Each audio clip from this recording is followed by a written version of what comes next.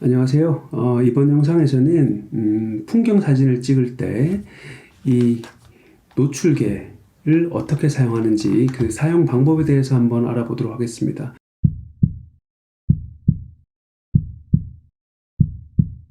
제 채널 영상에서도 댓글을 통해서 몇몇 분들께서 이 노출계 사용법에 대해서 문의를 주셨는데요. 우선 노출을 측정하는 방식에는 크게 두 가지 방식이 있습니다. 입사식하고 반사식이 그것인데요. 입사식 같은 경우는 이 피사체에 떨어지는 빛, 그러니까 이 노출계로 치면 여기가 이제 노출 측정한 센서로 봤을 때 피사체 여기 있으면 이런 식으로 재게되는 거죠. 그러니까 이 피사체에 떨어지는 빛을 측정하는 방식이고요. 반대로 반사식이라고 한다면 피사체가 있으면 촬영자가 이쯤에 있다고 가정했을 때 빛이 피사체에 떨어진 후에 반사된 빛을 이 촬영자 입장에서 이런 식으로 빛이 반사돼서 오는 노출값을 재는 방식이 되겠습니다. 그러니까 일반적인 저희가 카메라에 내장된 노출계 같은 경우는 반사식이 되겠죠. 이런 입사식과 반사식 노출 측정 방식에는 각각 장점과 단점이 있는데요. 우선 입사식 같은 경우에는 피사체에 직접 떨어지는 빛을 재다 보니까 정확한 노출 측정이 가능합니다. 반대로 단점 같은 경우는 그 피사체에 직접 다가가야 하기 때문에 풍경사진 같이 멀리 있는 피사체 같은 경우는 직접 갈 수가 없기 때문에 측정이 어렵다는 단점이 있겠죠. 반대로 반사식 측정 방식의 경우에는 장점은 멀리 있는 피사체도 촬영자가 있는 그 장소에서 측정이 가능하기 때문에 거리에 상관없이 노출 측정할 수 있는 장점이 있는 반면에 반사식 같은 경우는 특정 각도 범위 내에 들어오는, 그러니까 수광하는 노출값의 평균값을 재기 때문에 내가 원하는 특정 피사체만의 노출을 측정할 수는 없다는 단점이 있겠습니다.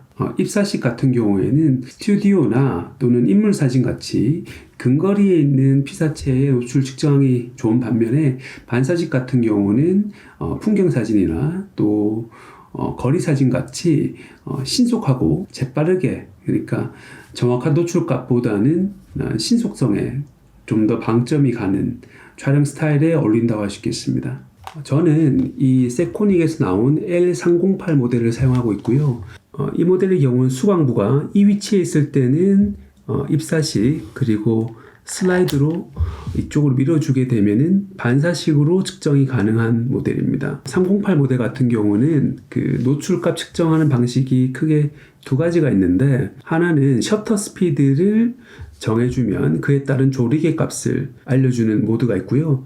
또 한 가지 모드는 해당 노출 값의 EV 값, Exposure Value를 알려준다는 것입니다. 그런데 이 EV 값을 알려주는 게 이 하셀블라드를 사용하는 사람한테는 굉장히 편리한 기능 중에 하나인데요.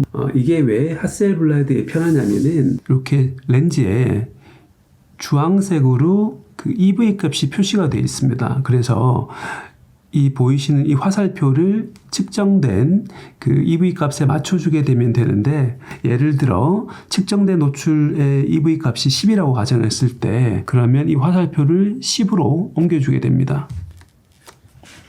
자, 10으로 옮겨주게 되면 렌즈 상단에 보시면 이때 값은 30분의 1초에 조리개 값은 5.6이 되게 되는데요. 이 상태에서 굉장히 편리한 점이 뭐냐면 이 셔터 스피드와 조리개 값이 한 번에 등가의 노출 기준대로 움직여준다는 것입니다. 예를 들면 지금 30분의 1초에 5.6인데요. 조리개 값을 11로 바꾸고자 했을 때 렌즈에서 셔터 스피드와 조리개를 각각 움직이는 게 아니라 한 번에 이 버튼을 누르면서 조리개 값을 11로 맞춰주게 되면은 자동으로 셔터 스피드는 두 스탑 느리게 되는 8분의 1초로 움직이게 됩니다. 반대로 이 상태에서 EV 값 12 고정으로 심도를 얕게 가져가려고 하면 조리개 값을 2.8까지 옮겨주면 반대로 셔터 스피드는 125분의 1초로 빨라지게 되는 것이죠. 보셨다시피 하셀블라드에서는 이렇게 등가 노출의 원리를 이용해서 굉장히 스마트하게 조리개 값과 셔터 스피드의 조합을 변경할 수 있게 되어 있습니다. 그럼 제가 실제 필드에서 이 세코닉 308 모델을 어떻게 사용하는지 상황별로 간단하게 조금 말씀을 드려보면은, 우선 내가 찍고자 하는 피사체가 가까이 있는 경우, 그런 경우는 당연히 정확한 노출 측정이 가능한 이 입사식을 활용하게 됩니다. 그래서 직접 다가가서 그 피사체에 떨어지는 빛을 이런 식으로 측정하게 되는데요. 제가 찍고자 하는 피사체로 봤을 때 제 얼굴에 떨어지는 빛을 측정한다는 느낌으로. 일반적으로 이제 풍경 사진을 찍을 때 입사식보다는 찍고자 하는 물체가 멀리 있는, 그러니까 반사식을 활용해야 될 경우를 한번 알아보도록 하겠습니다. 저 같은 경우는 반사식을 활용할 때 크게 3번을 측정하게 됩니다. 그래서 예를 들면 제가 찍고자 하는 그 위치가 이 방향이라고 봤을 때 정면을 한번 찍어서 노출 측정하고요. 그 다음에 약간 기울여서 바닥, 그리고 약간 위쪽으로 기울여서 하늘 부분을 측정해서 각각의 노출 값의 차이를 비교해 보곤 합니다. 그래서 그 정면과 땅과 하늘의 노출 차가 크다면 어느 한쪽으로 약간 보정해서 그 어느 디테일을 살릴지를 고민하게 되는 거죠. 예를 들어서 그 정면을 찍었을 때 노출값이 10이라고 생각했을 때 EV 값이 만약에 약간 기울여서 아래쪽 찍으면은 7, 그리고 기울여서 위로 찍으면은 예를 들면 15라고 봐요. 7과 10과 15의 노출의 차이는 필름 하나에 모두 다 담길 수가 없는 노출값 차이입니다.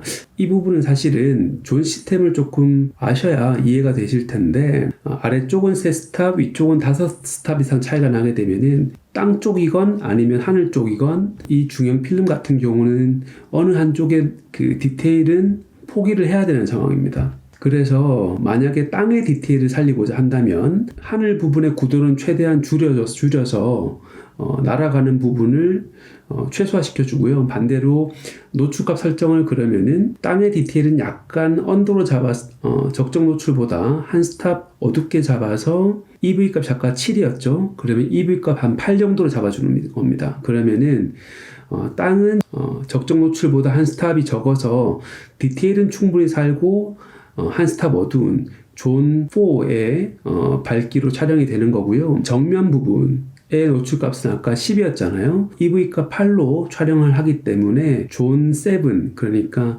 디테일은 살아있지만 밝은 밝기로 촬영이 되게 됩니다.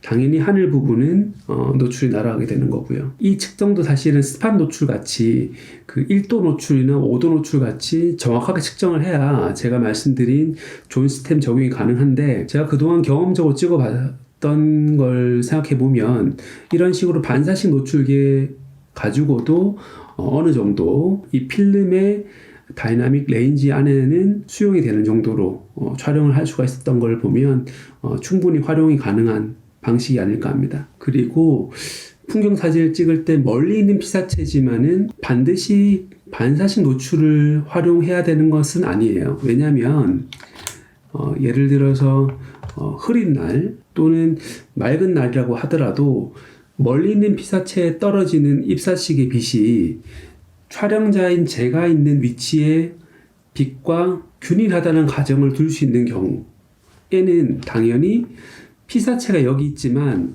제가 있는 자리에서 이 빛이나 동일하다는 거죠. 큰 차이 없이. 그런 경우에는 피사체는 멀리 있지만 제가 있는 위치에서 같은 방향으로 이렇게 입사식으로 측정을 해주면 비록 여기 있는 빛을 측정했지만 같은 세기의 빛이 제가 찍고자 하는 피사체에도 도달한다는 가정을 해보면 같은 광량을 측정했다고 볼 수 있는 겁니다. 지금까지 풍경 사진을 촬영할 때 제가 필드에서 사용하고 있는 이 노출계 사용법에 대해서 영상을 통해서 알려드려 봤는데요. 혹시 제 설명이 부족했거나 또 추가적으로 궁금하신 내용이 있다고 하면 이 영상 아래 댓글을 통해서 남겨주시면 제가 추가로 설명을 좀 드리도록 하겠습니다. 시청해주셔서 감사합니다.